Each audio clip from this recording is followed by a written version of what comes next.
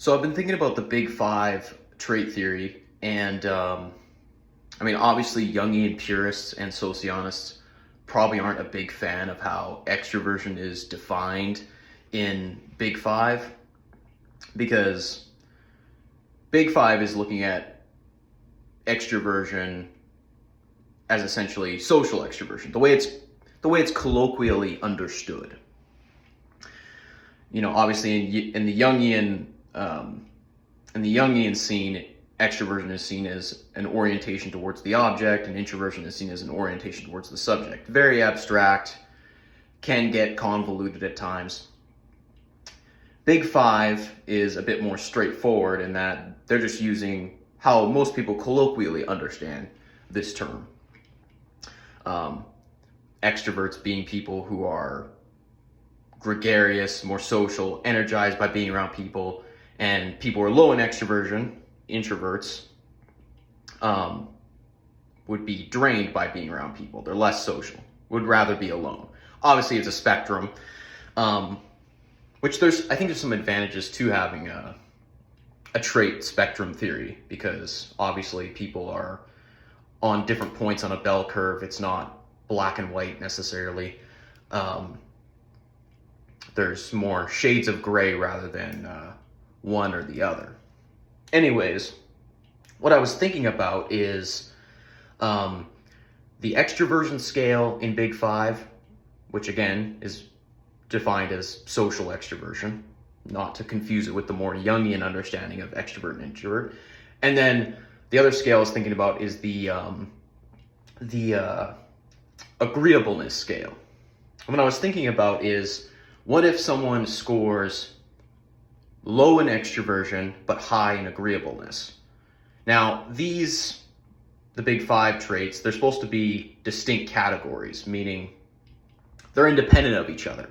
So the idea is, you can score high in extroversion and low in agreeableness, or high in agreeableness. They're separate categories. They're independent of each other. Just because you have a certain score in one area doesn't mean you're going to have a certain score in another area. They're independent of each other.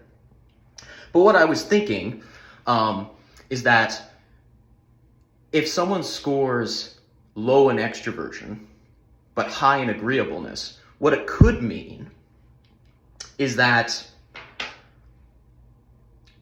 sure, empirically they are agreeable, meaning as we observe them, they are agreeing with people. They're getting along with people. But it makes me wonder that if they're low in social extroversion, meaning they, rather not have to talk to a bunch of people, perhaps it's a strategy for this individual to be agreeable so that they don't have to talk to people. Meaning, if you're disagreeable, you end up in arguments, you have to explain yourself to a bunch of people, you have to talk more, you have to engage with people more. Whereas if you are agreeable, it might actually make being a social introvert easier, because if you at least agree in a public sense, you don't have to spend as much time talking with people. You can just go back inside your head with your thoughts and not have to deal with people. So I wonder if there is a link between people who score low in extroversion and high in agreeableness, and there's like a mechanical link in that they're not actually, like, philosophically inside themselves agreeing with that person. They are simply agreeing so they don't have to engage with people. It's more of a defense mechanism so they don't have to talk to people as much. I don't know. These are supposed to be independent categories, but I see it as they can also be mechanically related to each other. So if someone scores low in extroversion but high in agreeableness, I would imagine that in a lot of cases it's actually a strategy for that person so that they don't have to talk to people as much, because if you get along with people, then there's less arguments, there's less need to have to constantly engage verbally with people. You can just stay in your own head. So I think that's something that I wonder if psychologists who use the Big Five even think about.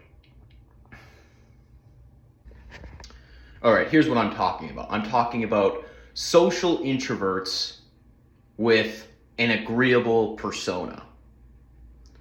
So they have a public persona that is simply a defense mechanism so that they don't have to engage verbally or otherwise with people as much. They'd rather be alone and in their heads, so on a social level, they have an agreeable persona so that they don't have to deal with people as much. Maybe you know what I'm talking about. I think this is I think this phenomenon is probably more common than people realize. So you could say, in a sense, this social introvert internally probably isn't actually agreeing with people necessarily, but they also don't want to be constantly engaged with people, whether it be arguing or otherwise.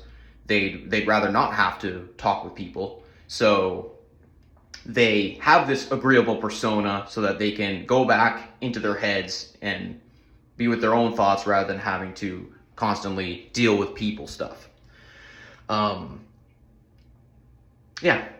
Anyways,